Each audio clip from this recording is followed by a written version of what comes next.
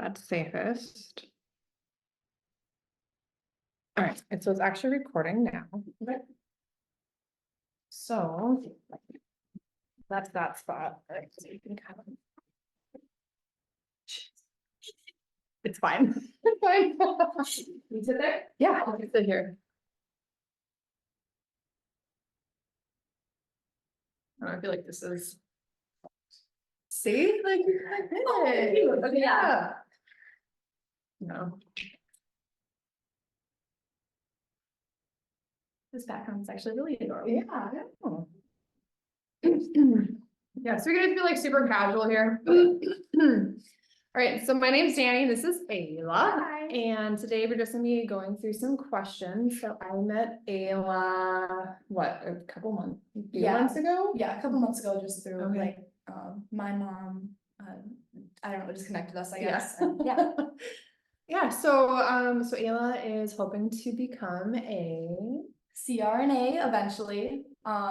Yeah, and so will be a nursing student next year and working as a CNA upcoming this summer. So really just getting started, and I just have lots of questions. I'm a planner, so I want to have things like planned out to a T, but I don't know, I don't know. Yeah, well, and see, like, I thought that was great. So Ayla and I have met a couple times, and her questions were so good, and her questions were questions that I actually get get a lot. So it's like, you know what? Like, I'm restarting my YouTube and podcast here during spring, and so why not just re-record these questions and get them out to you guys? Because I know if she has them, I know I had them, and I'm sure they would help you guys too in the future. So. Yeah, so Ayla's gonna go ahead and ask some questions, and just so you guys know my background, so this is really cool. So I'm an advanced practice nurse. I work in vascular surgery as a nurse practitioner. So the route of what Ayla has to do is what I have already done, except she's gonna be applying for a different grad school. So there we go. Yes. Okay. So I obviously have to work in the ICU eventually, and I think I've asked you about this before, but something that I'm wondering more and more about is just the things that I have to be good at in the ICU. And also you mentioned last time, I think we talked, being confident and just letting your personality kind of take over, like in the ICU sort of setting. Like you want to be confident, right? You want to be able to stand out eventually, with applying to grad school after years in the ICU. Just the balance of like being overconfident without being, or the balance of being confident without being like overconfident, and also just things that you want to make sure you have nailed down in order to, just have a good foundation in the ICU. Yeah, so in regards to that, so it is very important to understand to know what you know and be very aware of what you don't know. So you do need to have a certain amount of confidence, because that's going to show up when you enter that patient's room, right? So if you're a patient, you want a nurse to come to the room confident, no matter if they're new or very experienced. So in order to own that confidence, even from an early starting critical care nurse, it's just being comfortable with patient assessments and being able to build that initial rapport, being familiar with the rooms, being familiar with the equipment inside the rooms, and then really being able to interact effectively and efficiently with those patients, and then being able to, so clearly you're not going to know everything when you're brand new, and so that's why you need to be aware of what you don't know, because if for instance, if a patient asks you a question and you don't know the answer, it's okay to not know the answer to everything, right? You will never know the answer to everything. And so that's where you need to go, okay, well, I'm not sure what that answer is. However, I'll go talk to the provider, the nurse practitioner, the physician, the care doc, or go ask another nurse, and then return with that answer. Sure, because there's always going to be someone above you if you're. Yes. Yes, and so with that, it's always really good to say, because it's always good to ask patients if they have any questions. And so what I would say when I was not experienced was, do you have any questions that I can do my best to answer for you? And if I don't have the answer, I will go get someone who knows the answer, and I will return back to you with that answer. So. Okay, gotcha. What about, this might be hard, but school concepts that you're like, they're gonna show up, I'm gonna learn about them, like that is super important to know going into nursing and going into especially critical care nursing. pathophysiology. Your anatomy and pathophysiology Okay. is going to be so important for you to understand. So a lot of nursing is intervention based. However, in any practicing level, you have to be able to know not only what you're doing, but why you're doing that, Right. and what to be reassessing or assessing before, during, and after said intervention. Of course, doing all that in our nursing process, and we always want to make sure that we are not just doing things, but we are aware of why we are doing things and how that can affect the patient. So then we are aware of what to be on the lookout for those providers. Okay, that makes sense. Let's see here. I'm gonna try to see something that like pertains to that. This coffee is so good. Thank you. Yeah. Let's see. So then I am obviously not quite there. I'm working as a CNA this summer. I'll just be starting. What are things that, like, I'm working a day, evening, night rotation. What are things I can look for during each of those shifts? I know that, I mean, they gotta be quite different, right? Especially like the night shift during, as opposed to like shifts where people are awake and alert. What are things I can look for in each of those shifts? Like, how can I make the most of the night shift? Like, are things still going to happen? Am I going to be able to, I don't know, how do I make the most of, I guess, the night shift? Like, Yeah, and so you're entirely right. So day shifts is usually when the full multidisciplinary team is there. So you have physical therapy, you have occupational therapy, you have nutrition, right. You have everyone on board, and typically they do rounds at some point in the morning during the weekdays during the day shifts. So that means during the day, Right. you're there, you're getting your patient up, and you're getting your patient, assessed and medications, and get anything you need prepared for that care round meeting when you have access to everyone who's on that team caring for that patient. Okay. Now evening shifts can be similar. You usually don't have care rounds every unit. It's different though. But as far as taking advantage of whatever you can on the night shifts, that's asking. So if I was a CNA working in the med surg or ICU unit, that's when I would be talking to the nurses, talking about the disease processes, going in the rooms, learning the assessments. Okay, yep. And really diving into the chart as far as what that patient history is going to be looking like, and doing that like behind the scenes work. And then just getting really comfortable with the equipment and just supplies in general, Right. just acclimate yourself as best you can to patients and those assessments and to those nurses as much as you can. Okay, so when it's less busy with patient care, like that's just an Mhm. opportunity to pick people's brains and just learn more about what you're working with. Yes. Okay, gotcha. Because if you try doing that to nurses during the day, Yeah. and if they're super busy, Yeah, for like sure. even though we do truly want to teach as much as we can, sometimes it's like, I'm just trying to focus on what I need to get done for this patient. Right. And the patient's family members are asking questions, and so it's just finding those really good times, but also at the same time just taking the initiative during them day shifts to just be present and to help out with the nurse, not just like pop in and pop out and then go be on your phone. I know you're not going to be doing that Right. anyways, No, but yeah, for sure. take advantage of every learning opportunity and treat your shifts as a CNA as if they're nursing clinicals. Okay, gotcha. Within your scope, of course. Absolutely, yes.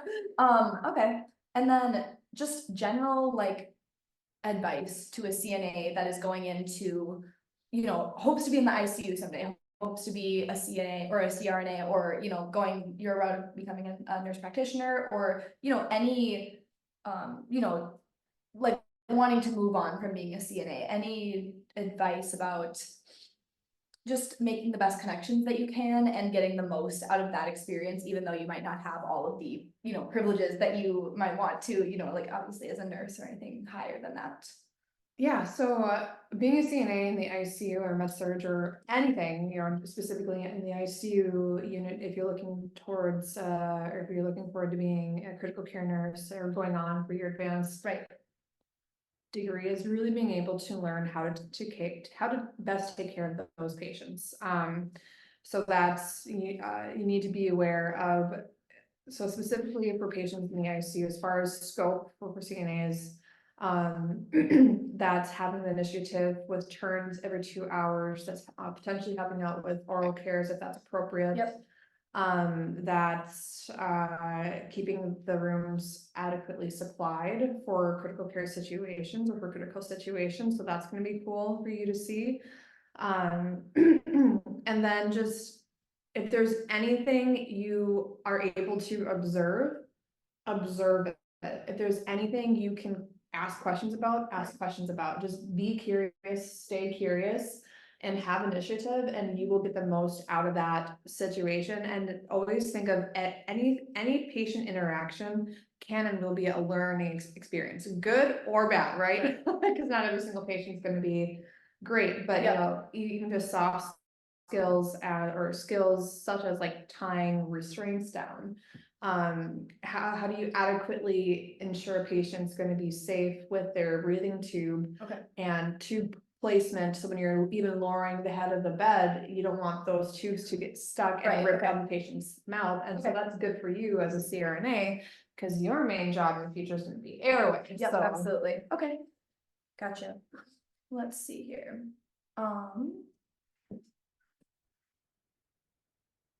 Let's go with like, what are some extra resources that I could work on, like finding through like in nursing school, or even as a student who isn't quite in nursing school yet? Like I try to reach out to as many people as I can. Like I have letters out to all of the anesthesia providers at the hospital. I hope they appreciate that, but we'll see. But just like extra things that you can do, especially when you're in nursing school, looking to, you know, land a position in the ICU or even go further than that. Like, what are some extra things that I can do? Whether it's classes you could take or, I mean, networking events are huge too. I know that we went to the critical care, what's it called? the AACN AACN. meetings, get involved in your local chapter. I keep like pointing at the camera. But yes, get involved in your local AACN chapter. That's an American Association of Critical Care Nurses, and they are national, or clearly a national chapter specifically for critical care nurses and for the advancement and education and celebration of critical care nurses. Sure. So there's many things that you can do. So again, get involved in whatever you can as a student, reach out. Ayla's absolutely phenomenal at networking and getting in there. So aside from the events, you also want to just, aside from focusing on school and doing well in school and understanding your pathophysiology, if there's any sort of ICU class or preceptorship course you can take or extra capstone experience for critical care, highly recommend that, because that is what's going to help you land a position after you graduate, because many times the hospitals actually require you to have some sort of capstone or clinical experience in critical care prior to you getting hired, even in the early hire position. Okay. So it's looking out for those different opportunities while you're in school. Sometimes they're not always well advertised, so you need to reach out to your faculty advisor or whoever's in charge of helping you get scheduled every single semester, just to make sure you are aware of whatever opportunities are available to you and advocate for yourself for those opportunities. Okay, gotcha. Yeah, that's something that I found is like sometimes things like the networking event like hide a little bit. Like I wish that, you know, like I want to find as many of those things as I can, but I feel like sometimes it's you have to really be on the lookout for them. Yes, you do. Let's see here. So extra resources. What about financial strategies while I'm in nursing school? I know that we've talked about this a little bit for like, you know, starting whatever business you can and making money out of things that you enjoy and doing things like that. But just like the balance between wanting to be business savvy and make money and like really kickstart your career by doing that, or, you know, just those extra things versus, you know, you're in nursing school and you need to maybe lay back a little bit, or I don't know, just the balance between those two things. Yeah, so I think you just said it there. It's really about balance. So I started my business when I was in grad school, and that was right. Well, that was crazy. Yeah. That was crazy. So if there's anything you want to do as far as business, great. So go ahead and start to like plant plant seeds, but don't let it distract away from your main studies. Yep. Because sometimes it's gonna potentially take off and right, and then you're like, more. Yeah, okay, yep. So I had to back off of my business because it was requiring way too much of my time, and I was just like, well, I got another year of school left, so I had to back off on my business, unfortunately, and it was actually it was starting to kind of, go up, but Yeah. I'm now back in that building phase, but it's just knowing what your priorities are and staying focused on the tasks at hand, but certainly plant whatever seeds you possibly can during school, or just, focusing a few hours a week on something. Right. You mentioned social media stuff a lot, and I'm like Mhm. not great at that. Like I find myself being a little bit uncomfortable with like, I don't know, like you do a very good job of branding yourself, just being like, oh my gosh, this is what I'm doing. Like people are interested in that, and people are interested in what I'm wearing, and look, I can make money because someone clicked on the shirt that I'm wearing, and they, they want to buy it. I can earn commission, whatever. But I don't know. Like I've struggled to like get started with that kind of, and I've been able to do, like I managed a social media page for a small business that I used to work for. It was a little ice cream company, so I really enjoy doing that kind of stuff, and like I like to help my dad out and that sort of a thing. But I don't know, it's just kind of a balance between, I don't know if that is like the thing that I want to focus on, but it's hard because you do such a good job with it, and you see so many people that are very successful on social media. I don't know. Yeah, it's just, so for me, like the reason why I show up on social media so much is that, so I approach it in a very specific way. So I have a personal page, so I've separated my like critical care business from my personal Instagram now. Which is super smart. Which I think is good for me, so then I can just show up as authentically as I can, just personally. And so I show up for social media not only to like help motivate others, but mostly to be witness to my own life and to like capture my own life. And so I do like the highlight, or the stories, and then I put them together in like highlights instead of like doing like a vlog or things, because something I could do during school Well, is it's just easier, right? it's much easier to just capture quick moments here and there. But what was the question? Shoot, coming back to the question. Like I don't necessarily, like I see the benefit to doing that.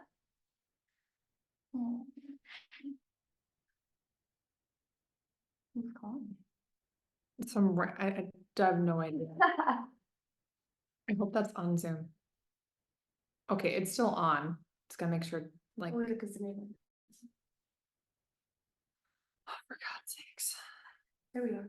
Okay, we're still on? Yeah, okay. We're back. Random phone call. All right, sorry. Go ahead. Just, I don't know. I could see myself being successful at that sort of thing, like, but it's hard. Like I find myself a little bit like stuck in terms of like starting, like, posting. Like I think it's so cute. Like I see your stories. I feel like I always know where you are. You're like, I'm like, oh my gosh, she's up the North Shore. Like that's just so fun. And I don't know. I know that that could be like a road of success and a road of like possibly making money from that, and just marketing myself in general, like I think that helps for networking as well. I just struggle to start. I know. Okay, yeah, so just take the video, just record. And sometimes, like, I mean, trust me, like sometimes I have to re-record things like a few times, because like blah, blah, blah, blah, blah, just like screw up, right? Yeah. So then you're just like, oh, happy Monday, or right, okay, so maybe today, so your goal is gonna be like, happy Thursday, everyone, having a great day, or something, just keep it simple and don't overthink it. Just be authentic. And so I guess that's my goal, is to just show up as authentically as me as possible, and to show people who I am now outside of the nurse practitioner roles and all the titles in the schools, because my entire life has been, I've identified through my job and through my academic successes and roles, but I'm a whole human outside of that. And so that's now what I'm trying to show, not saying the world, but like I'm just trying to show women that it's okay to show up or to be someone else aside from your actual job, because we all are, right? Yeah. Okay. Yeah, okay. You're gonna see like a happy Thursday. Yeah. I'll try. Let's see. Okay, switching directions a little bit. For people like me, like I'm not even a nursing student yet. I struggle because I have to, introduce myself to people, and I'm like, well, I will be a nursing student. I'm really just starting. Yeah.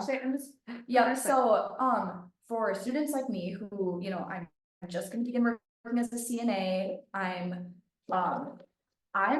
pretty planned out at this point in terms of like, I know that there's always opportunity for plans to change, but like I'm set on becoming a CRNA and I know the steps that I have to take to get there and I'm still learning, but each time I like learn, you know, a new piece of information and I find out more, it just makes me more excited to be, you know, there. But I mean, that could be different. Like there's lots of things that motivate me about like becoming a CRNA. Like one of the things that I have always thought, I wanted to go to med school at first. I've explained this to you. Yeah, okay, so every female doctor that I talked to, because I would always be like, hey, could I sit down and have coffee with you? Like, could I ask you some questions?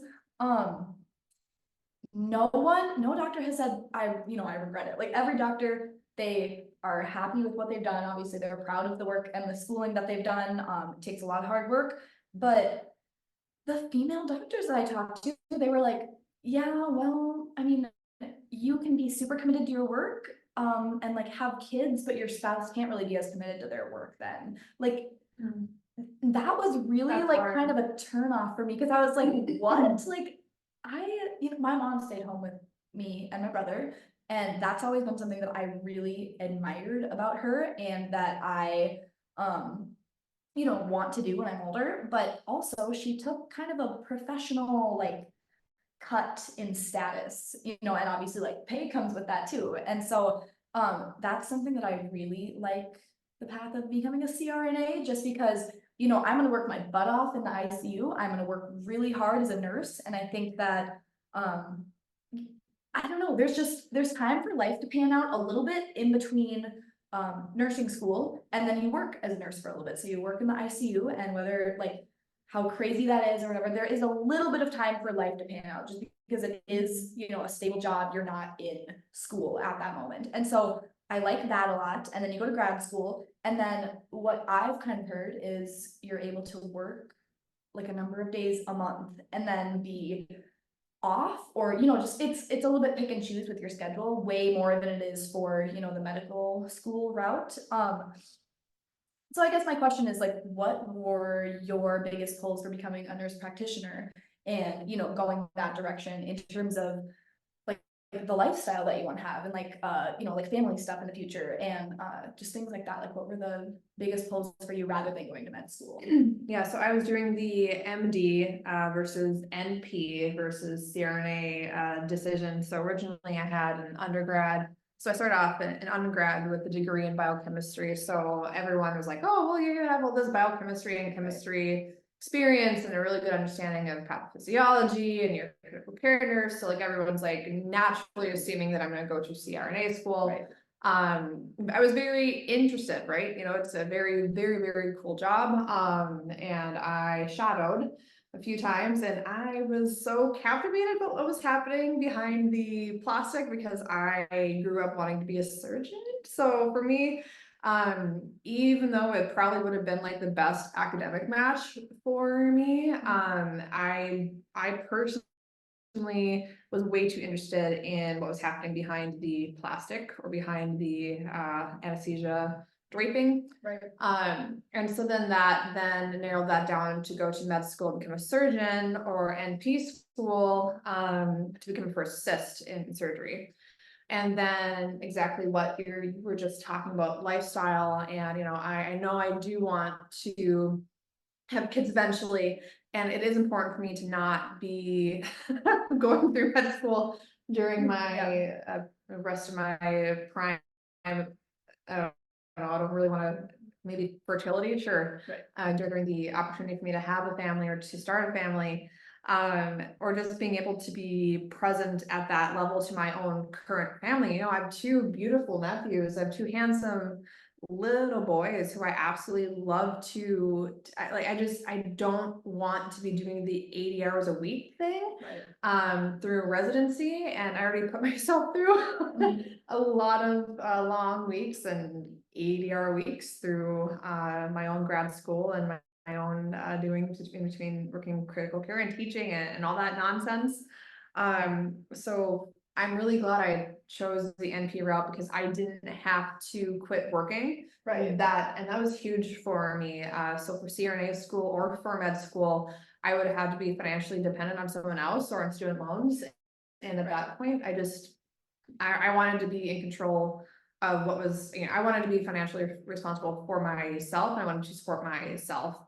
And I also, I wasn't in a position where I could just go ahead and move to a different school because my family's here. My partner at the time was located here, and we just weren't interested in moving at that point in time. But yeah, so I battled between going to med school and that lifestyle, but I realized that I would be just about 40 years old by the time I'd be done with med school and a surgical residency, because I specifically wanted to do CT surgery or vascular surgery. Right. So those are both very, very, very long and grueling residencies, or I could just do the the doctorate and end up as a first assistant and have almost 10 years of experience by the time I could have finished that. Right. And have life and have balance, because as a critical care nurse, COVID kind of kicked our butts. So it's nice to have a balanced life now. So. Okay. So the biggest factor in deciding not to go to med school was, well, it sounds like I heard maybe 3. Possibly just the amount of like money that you're able to make out of this anyway. Like it just made sense for you where you were at, and in terms of like school cost as well, like it just made sense financially, just the payoff. Basically just a sidebar here, because med school is about $250,000 on average to go through. So CRNA school is not cheap either. Yeah, it's not. It's not cheap. But then lifestyle was a big pull in terms of just like having a family someday. Yes. Okay. Yep. And I'm not saying you can't have a family and go to med school and become a surgeon, for sure. but just at the age I'm at and age I was going to be entering school, I really want to be able to focus on family now. And if in the future I want to go ahead and do that, great. If I don't have a family, fine, I'll make a decision. But I'm really happy with the decision and the career choice I have now, and just with the ability to not be on call. I work 4 10s. I don't work the weekends, and I don't work nights, and yeah, I'm able to relax for the first time in 12 years. Yeah, I like the nursing like schedule a lot. It's pretty nice. What was your schedule like going through like your route to become an NP versus like I know that you were like in, you made this decision and then you stayed, you were still working as you were doing that. So that sounds rough, but is that what people normally do? Well, the smart thing to do is to work part-time during any graduate program. Do not do what I did. So I was again, worked through grad school. I was a 0.9 in the ICU. Dang. And in the cardiovascular ICU, and then I was supposed to be able to drop down to 0.6 in the CVICU, but unfortunately I did not get that in writing, and COVID happened. Ooh. And I committed to full semester of teaching, and so I did a 0.9 FTE plus a full teaching commitment at Lake Superior College, and grad school. Right. And that was like 82, almost 100 hours a week of work and homework and grading. And that was probably one of the most rough semesters I've ever been through. But again, part-time, don't do what I did. Don't work more than a 0.6 in grad school, please. Anyone, for the love of God, please. Do any like students going to be like get their be a nurse practitioner, do they take like the time off completely? Is that a thing? I guess I don't know exactly what that school route looks like. Yeah, so you certainly can. So it just depends on the amount of student loans you're gonna pull out. Okay. If your spouse has the financial capacity to support you through school. But it's hard, but it's doable to work through that. And I'm guessing it gives you a like better experience too, right? Yeah. Work while you're in school. Yeah, because I definitely wasn't ready to not be an RN at that point.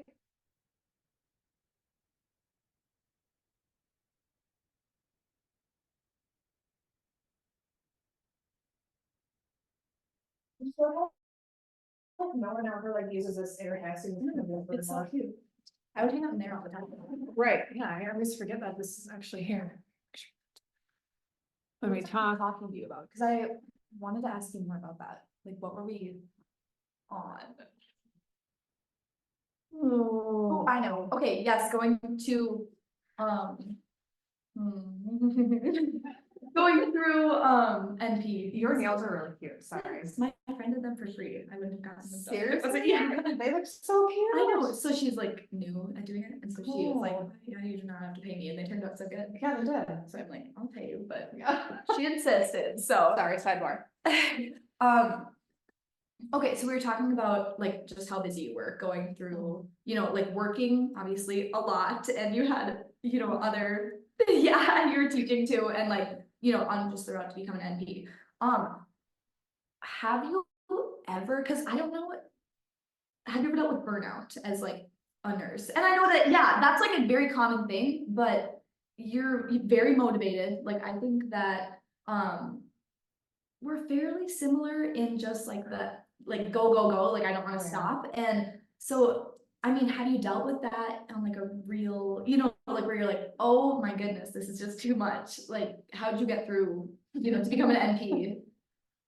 Um, so the semester where I had to teach a full assignment and work a 0.9, that was rough. That was really rough. So to get through that and working at that time in the ICU during COVID, lots of self-care. I literally had to take that point of my life one day at a time and really focused on physical health to the best of my ability. But but even throughout the process of grad school, right? So for NP school, you always have clinical rotations. And so when those started, so that was fall, I don't know, it was the last year of my DNP. Right. So not only was I working my 0.6 at that time, I finally got the reduction FTE, but I was doing clinicals like almost 20-ish hours a week, and then just teaching the one class. It was just being very intentional with my time and ensuring that I had everything set up to the best of my ability, like meal prep or, you know, having clothes laid, you know, Right. and just making life very easy. And then if there ever was an opportunity to take a break or to rest, to seize it and to slow down. And most importantly, if your body is screaming at you to slow down, to listen to your body and just take a rest day, because you know, you're still gonna get where you want to get, right? But it's okay to slow down, go up the shore and go get a coffee, go for a walk, just do something else that's not everything you're working on, Right. and just slow down the pace and give yourself realistic goals, because I was not realistic with what I was trying to accomplish as one human being, because now everyone's like, I don't know how you did that, Danny, I don't know. I'm just like, oh, I'm just doing it. Yeah. But then if you look at so physically, if you like look at my pictures during the peak of grad school, during all those hours, like how swollen my face was, or just, you know, I was gaining weight because of the stress. Right. And no matter if I was eating good or bad, like my body and the cortisol levels were just so high, and you could physically see I was stressed out and I did not feel good. But you know, just when you get to that point, it's recognition and not just ignoring it, and actually taking action to just slowly start to offload things, or just prioritize what's most important that day. And if there's something you can do, just get done the most 3 important things to get you towards your goal during that day, and relax the rest of the day. Did that ever show up in your grades or anything like that, or in any of the work that you were doing? I mean, I know that you obviously like were able to push through to get to where you are now, but did that ever show up in a way that you're like, oh no, I need to take a break here? So for my I almost got a 4.0 in grad school, and I missed it by, I think, less than 6 points. And one of the reasons for that was because I decided to take a weekend off of studying, and so I did not do as well on one of my exams as I probably could have, but I enjoyed my weekend. But you listened to your body. I listened to my body, I had a really good time, but like to be like this close to getting a 4.0 in grad school and having that be the reason, yes, I was very frustrated. But But in the end, does anyone ever ask you your GPA? Absolutely Right, like not. especially like career wise. Right, like, you oh, get I grades, went to yeah. GPA, no, Yeah, I still right. graduated like way up here, Right, so, okay, so yeah, so it did interfere, but like not to the point of almost failing, so. gotcha, okay. Yeah. You said something kind of interesting earlier, just about like, you're working super hard and you are trying to apply yourself as much as possible to, a lot of things at once. And it's just important to take a break because it's going to happen anyway. Like it's Yeah. going, and Your body will shut you down. Right. Period.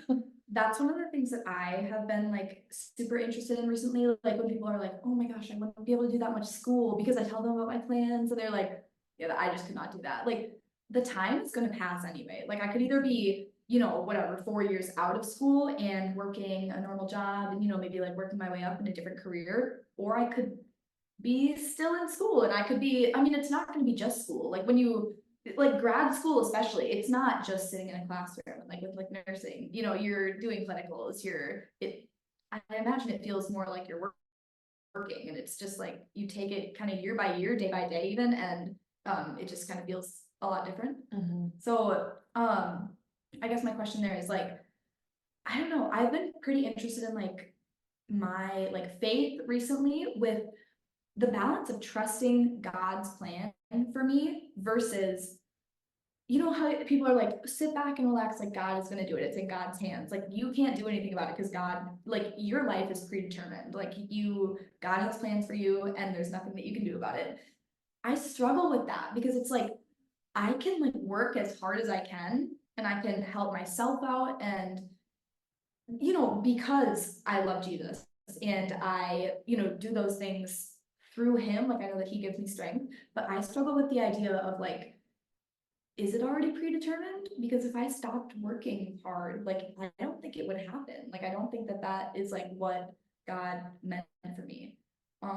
I don't know. I mean, do you struggle with that at all? Because you're a very hard worker, Yeah. but I know you also like are strong in your faith, and Yeah. that is just something that I've been like I don't know what's correct there. I think it's just following and not to be cliche, but it's following your callings and following your heart and passions to your core, right? So from a very young age, I remember like always being interested in like anatomy and surgery, and a lot of it was from my mother's influence or my uncle's influence because he was an anatomy professor at a med school. And I got to see a lot of stuff that I probably, a normal kid probably wouldn't, but I took great interest in it. And so they advocated for me in that regard. But I do believe that we're all given passions and a certain amount of will in order to do things we are meant to do. Because so let's just say you're meant to be a CRNA, right? You want to be a CRNA. You're gonna make that happen regardless. Yep. We all here listening know she's gonna be a CRNA. And I cannot wait eventually to come back and re-record this after she's all done. But if at any point you personally decided, I don't want to be a CRNA, like you're not going to end up being one because you're not going to want it. Yeah. So I honestly believe that if we're given a calling and passion and drive, it's up to us to make that happen. And if it's something we actually truly want, we're going to end up going for it anyways. And because God does not make us feel settled in places we're not supposed to be. Yeah. So I honestly believe, because would you be truly happy if you didn't reach that goal, Right. if that's what you wanted? And the answer for you is probably no, because that's what you want now. So you're gonna go out there and get it. Where like I could have gone to CRNA school, but I did not feel like I was in the right place, and I just felt out of place when I was in that role, even just shadowing. But like when I was in the OR as a nurse practitioner student in my last clinical rotation with CT surgery and Brenda Lindeen and Dr. Clark and the whole crew, I was like, this is where I'm meant to be, Right. and I felt it. Right. I completely felt it, and it's just trusting your gut and your intuition, and I believe that, I guess that's a predetermined, but then we still have the ability to choose within that as far as, as far as happiness, I can't even think of the right words. Yeah. Do you know what I'm trying to say? But it's like how hard you want to work versus like Right. God's got you. Like that is something that I'm just like, I God, don't know. God's got you with what you want. Right. Yeah. Yeah, that's Period. true. Yep. God's got you with what you want to do, and if you want to do it, he's gonna give you the power and support and the pathway and open up the doors to get there. Right. If you ask. Yep. And pray, so. If it's something you don't want. I mean, it's not like you're gonna get like a letter for CRNA school if you never Right. apply. Yep. So. Yeah, gotcha. Let's see. It's a really good coffee. Call it the coffee. Oh, it's backwards. Yes. It's reversed. Danny, that's kind of it, I think. Awesome. Well, hey, I'm sure we'll be here for many more in the future. Yeah. Do you have any questions about anything that I like asked you? Actually. Here, I'm gonna flip some of this back on you. Okay. All right, so Ayla.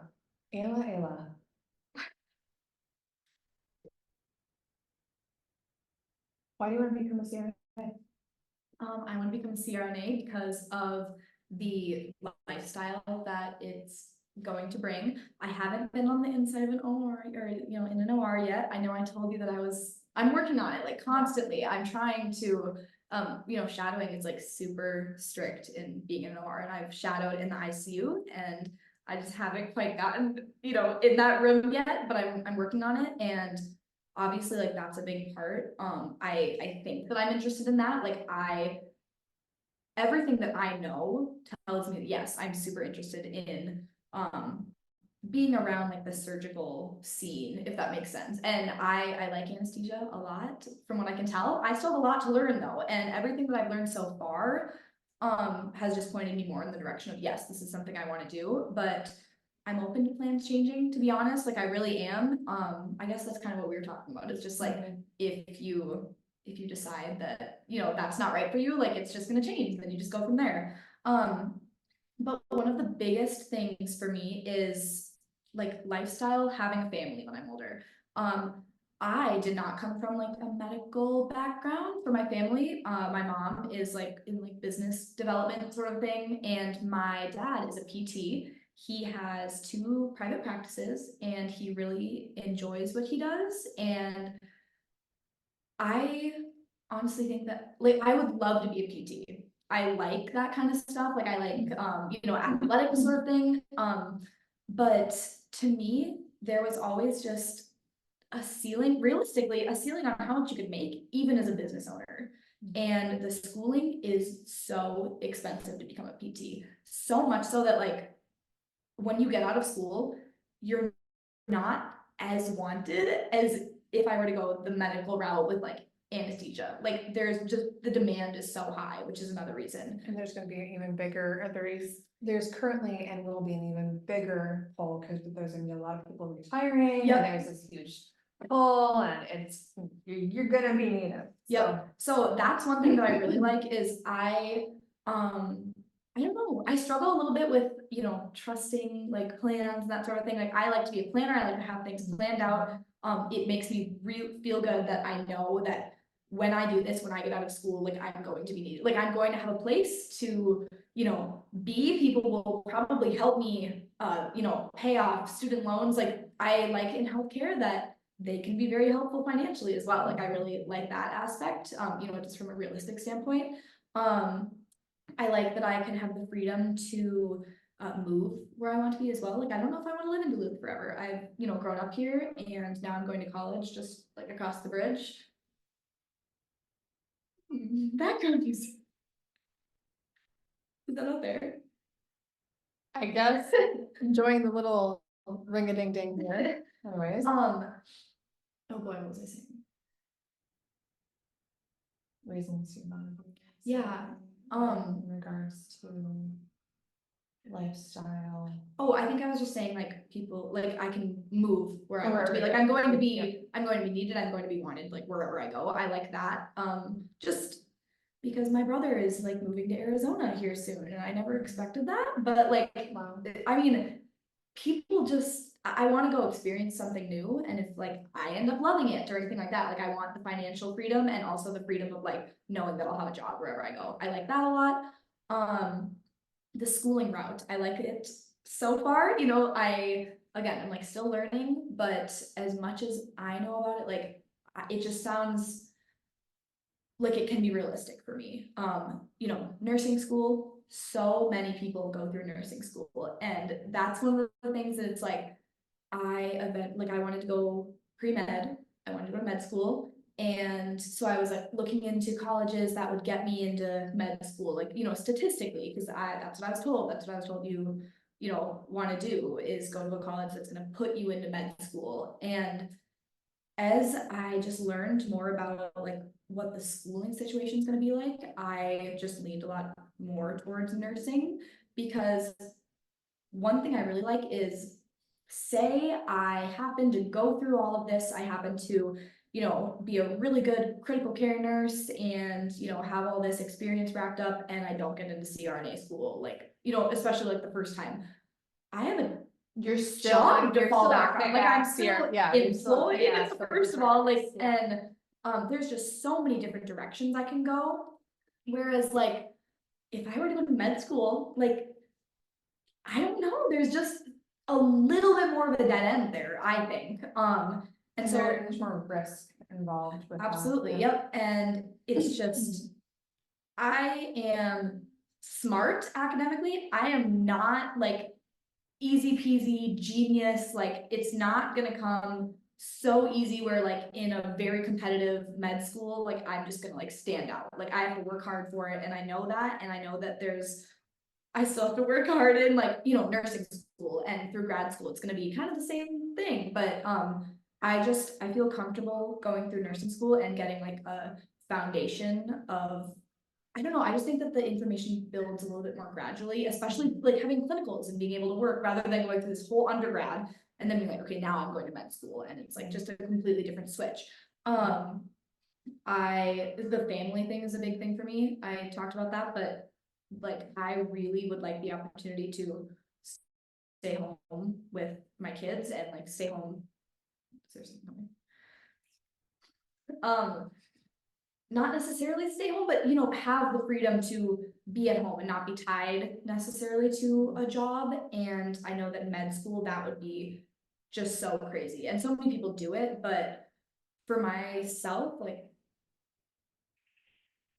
just, you know, the planning that I do of, you know, like what I eventually, you know, want to be doing in the future, it just makes a lot more sense for me, to have the freedom of, you know, like nursing, you can be super busy by like picking up a ton of shifts, and or you can lay back a little bit if you need I worked to. at 0.6. Right. It was phenomenal. Absolutely. And so